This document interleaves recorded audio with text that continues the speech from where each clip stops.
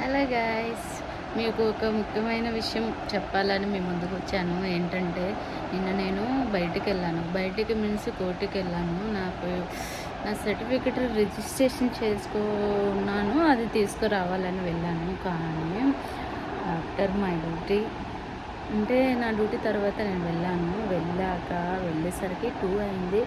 చాలా ఎండలు ఉన్నాయి బయట. మీరు దయచేసి బయటికి వెళ్తే ఒక వాటర్ బాటిల్, ఒక అంబ్రెల్లా కొంచెం సేపుగా వెళ్ళాలి. ఎందుకంటే ఇప్పుడు చాలా ఎండలున్నాయి. ప్లస్ అసలు నిన్న జరిగిన దాన్ని బట్టి చూస్తే అసలు నేనైతే చాలా డిహైడ్రేట్ అయిపోయినా. మార్నింగ్ డ్యూటీ చేసిన కాబట్టి మార్నింగ్లో కూడా ఏం లిక్విడ్ వాటర్ అలా చాలా ఇబ్బందిగా అయింది, ఏం తీసుకోలేదు కాబట్టి. సో మీరు కూడా కొంచెం జాగ్రత్తగా ట్రావెల్ చేయాలి. ఇంకోటి ఏంటంటే వాటర్ బాటిల్ క్యారీ చేయాలి. ఒకవేళ మీరు దగ్గరలోనే బస్సు దిగి కానీ ఏదన్నా ఇట్లా కొంచెం నడవడం ఉండిందంటే కొంచెం అంబ్రెల్లా కూడా క్యారీ చేస్తే బాగుంటుందని నా సైడ్ నుంచి సజెషన్. ఒకవేళ మీరు స్కూటీ కానీ బైక్ కానీ ట్రావెల్ చేస్తే దానిపైన మీరు హెల్మెట్ కూడా ధరించుకోవాలి. ప్లస్ వాటర్ బాటిల్ కూడా తీసుకుని పోవాలి.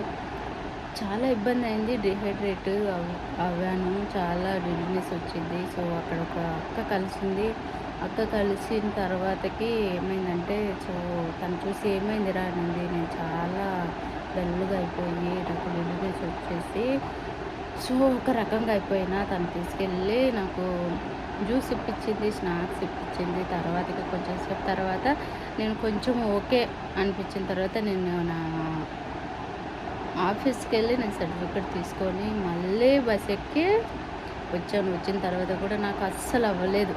ఒక కప్ ఆఫ్ టీ తాగాక కొంచెం రెస్ట్ తీసుకున్న, చాలా బ్యాక్ పెయిన్ వచ్చింది. ప్లస్ ఇంకోటి ఏమైందంటే చాలా నేను అలసిపోయాను. అసలు నాకు హెల్త్ అసలు అనిపించలేదు. ఈరోజు కూడా చాలా డల్గా ఉన్నా. ప్లస్ ఒకలాగా ఉంది, నాకు హెల్త్ మంచిగా ఉన్నట్టు అనిపించలేదు. సో నేను ఈరోజైతే రెస్ట్ తీసుకున్నా.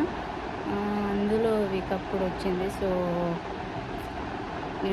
నాకు హెల్త్ బాగలేదని అడగవలసిన అవసరం కూడా రాలేదు.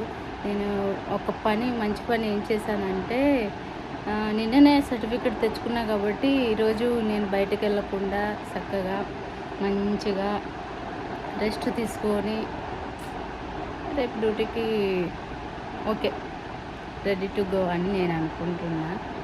సో మీరు కూడా కొంచెం జాగ్రత్తగా ఉండి అందులో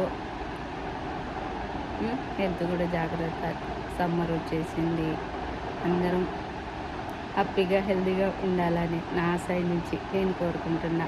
మీరు కూడా ఏం కోరుకుంటున్నారో నా వీడియోకు సబ్స్క్రైబ్ చేయండి, లైక్ చేయండి, కామెంట్ చేయండి. ఇంకా ఏమన్నా మంచిగా మాట్లాడాలని మీరు కోరుకుంటారు కదా, అది కూడా కామెంట్ చేయండి.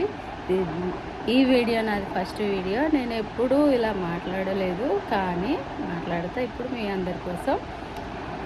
మీ చిట్టి పద్దు వీడియో కంపల్సరీ మీరు సబ్స్క్రైబ్ చేయండి దయచేసి.